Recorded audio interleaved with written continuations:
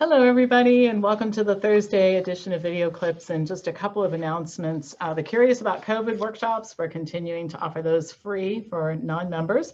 Lose the COVID 25 is coming up in just about 10 days, and also lessons from COVID. Like, what do you do if you get COVID? What is your risk? What is a variant? What is a virus? All the basics about this that people are curious about and worried about as far as how it pertains to them and all that sort of thing. So don't forget about that. And also don't forget about the summer semester coming up soon. The diet and lifestyle course is a particularly great option, even for lay people.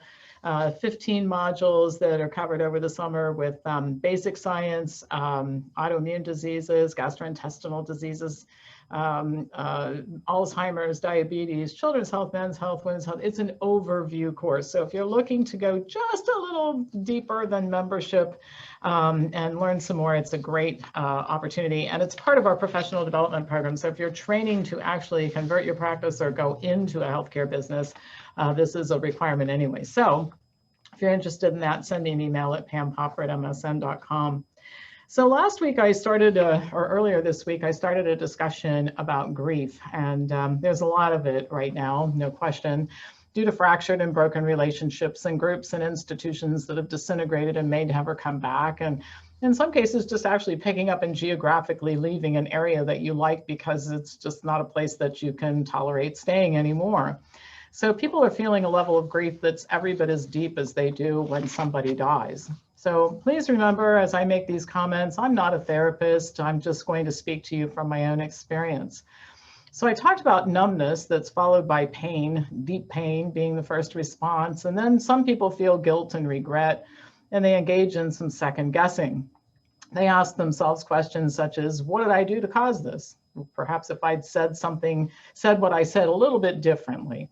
Maybe I shouldn't have said anything at all. Maybe I should just apologize and try to get everything to go back to normal. Maybe I was wrong, to bring it up. I've mentioned in previous videos that I used to blame everybody else for my inappropriate behavior and my bad choices and the disastrous consequences of my bad choices. And then the antidote to that I found is taking full responsibility for the way things are in your life. And I started doing that a long time ago, and it took me a long time to grow up and do better. But I think it's important to point out, it's equally important not to swing too far the other direction. And by this, I mean always assuming that if something goes wrong, it's my fault. Another issue closely related to this is to assume that all outcomes are within my control if I can just figure out the right thing to say or do. This leads to a different kind of angst and frustration and constant compromising as we bend over backwards trying to please others again and again and gain their favor. It's destructive, and it can result in a seething anger that simmers over time and erupts in some type of explosion or fallout that's just as destructive as the irresponsibility and the blame and denial. So when I find myself in this pattern, which still happens, I mean, having not been taught any of this stuff, having a very limited emotional repertoire based on my childhood, I'm always a little uncertain about such things, and I have to monitor myself and think about things, I think, a lot more differently than people who grew up normally, whatever that is. So I sit quietly with myself, and these are some of the questions I ask. What do I really think about the issue, which is the source of the fractured relationship? How convicted am I about this? What is the evidence for my current beliefs? If I remain convicted in my stance, then I'm not going to change my mind about it. The next question, is it possible to reconcile my stance on the issue with the stance of others or a group on this same issue? Is there any common ground? Is there anything to be gained by further interaction? And then closely related to that, did I act in an inappropriate way? Did I scream and holler? Did I call the other person names? Did I do something offensive? If I didn't act in an inappropriate way, then there's no apology needed. And I've learned not to apologize for my opinions about things, and particularly not when I've taken the time to research them. And I think that they're well-founded and I've thought things through. So if there's no common ground and nothing to be gained by further interaction, then it's settled. Give up the guilt and regret and start to replace it with thinking about forming new relationships, joining a new community or a new church or a new group.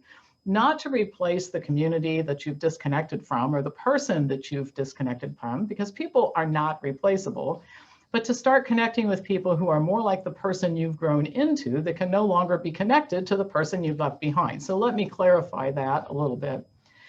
Tuesday I talked about a relationship that ended many years ago that was so devastating to me. I had to have a friend babysit me for a little while till I got over it.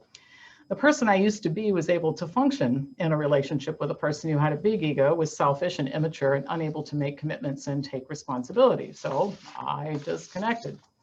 I didn't replace this person because I grew up through the experience to become a person who thought that I deserved a different kind of friend or companion in my life. So after a period of time of sort of getting over it, I started connecting with people who the new me had something in common with. This is not only true with individuals, but it's true with groups and institutions. At one time, for example, you may have felt really, really comfortable with the church that you belong to.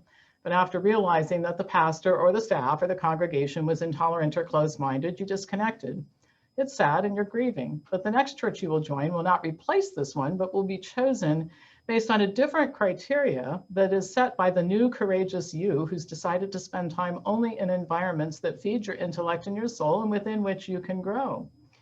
Last but not least, I'll mention that these types of transitions are normal in life. We have all gone through them, and you probably have successfully done it a few times in the past.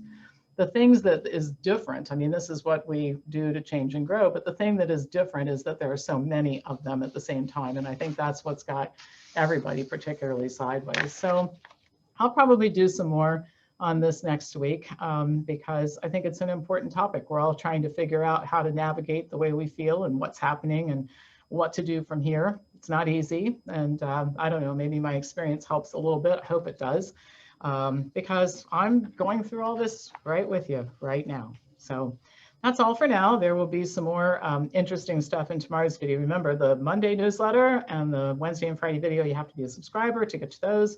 So if you want to do that, send me an email at hamhopper@msn.com, and I'll be back to you tomorrow with more to say about all of this. Thank you for watching.